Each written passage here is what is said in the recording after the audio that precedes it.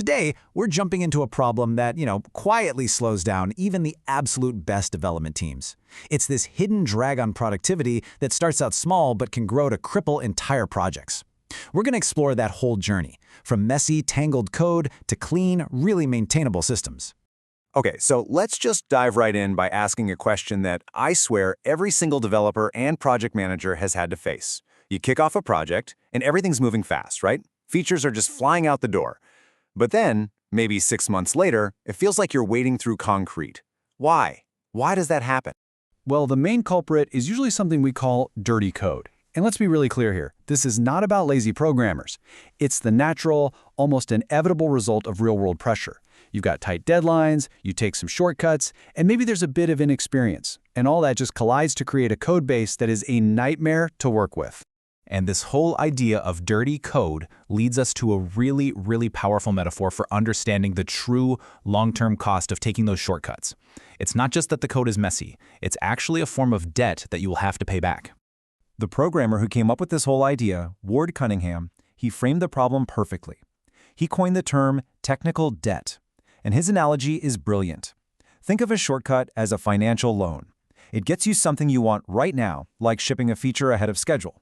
But just like a real loan, it comes with interest. And this slide just illustrates that vicious cycle perfectly. Step 1, you take the loan by cutting a corner. Step 2, you start paying the interest. And that interest is the extra time and effort every developer now has to spend just working around that messy code. And then, step 3, if you let that interest compound for too long, you can literally hit bankruptcy, where the system is so complex that any meaningful progress just grinds to a halt.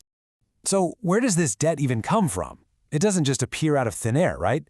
It builds up for a lot of reasons. Business pressure is a huge one, that constant push to ship now.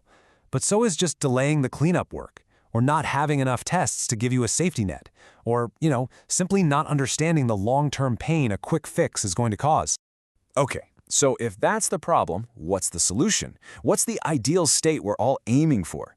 Let's talk about the exact opposite of dirty code: clean code. Now, this is where it gets really clear. Just look at the contrast here.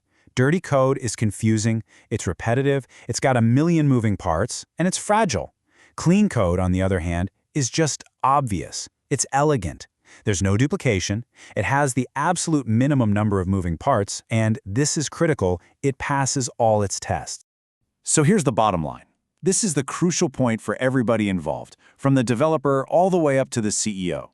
Clean code isn't just some nice-to-have for programmers. It has a direct, measurable impact on the budget and the timeline.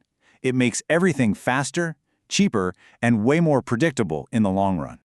So, how do we get from that state of technical debt to a state of technical wealth? Well, the answer is a disciplined, intentional process called refactoring. Refactoring is literally the act of paying down your technical debt. And notice the key phrase here, without creating new functionality. This is so important. This is not about adding new features. It's a very specific, systematic practice of restructuring the code you already have to make it better. And the process itself is designed to be incredibly safe. This is not about massive, risky rewrites that take months. No, it's a simple little loop. You make one tiny change, like just renaming a variable to be more clear, and then you immediately run all the tests to prove you haven't broken anything. Then, you just repeat that. Small, safe, verifiable steps. Okay, so we know what it is, we know why it's important, but when do you actually do it? I mean, how do you fit this into a busy schedule? Knowing when is key. Here's a great little rule of thumb for this, the rule of 3. It's super simple to remember. The first time you write a piece of logic, hey, just get it done. The second time you find yourself writing almost the same code, you might cringe a little, but fine, do it again.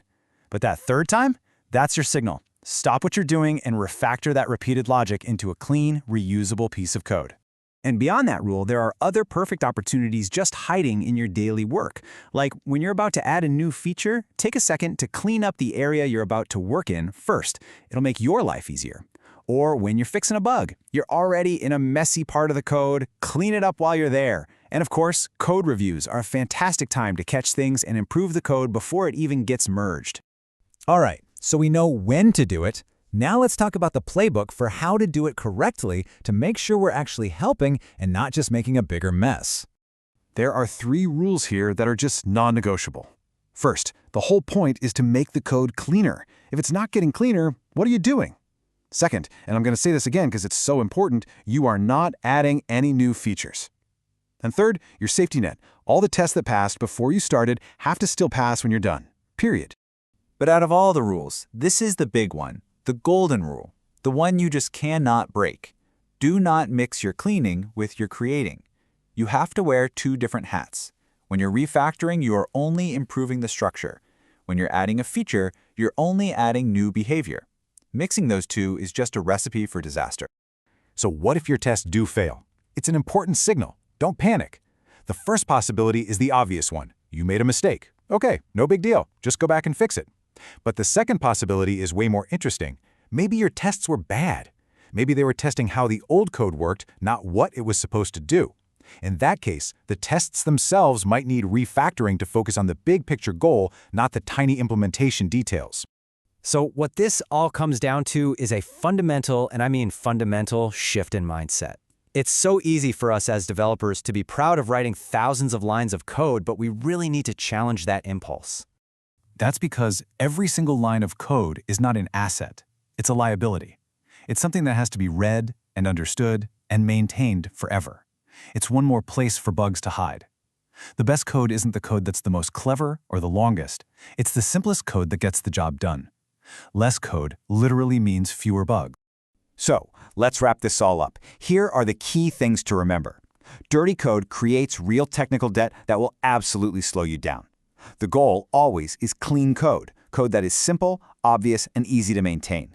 Refactoring is the disciplined, step-by-step process you use to pay down that debt.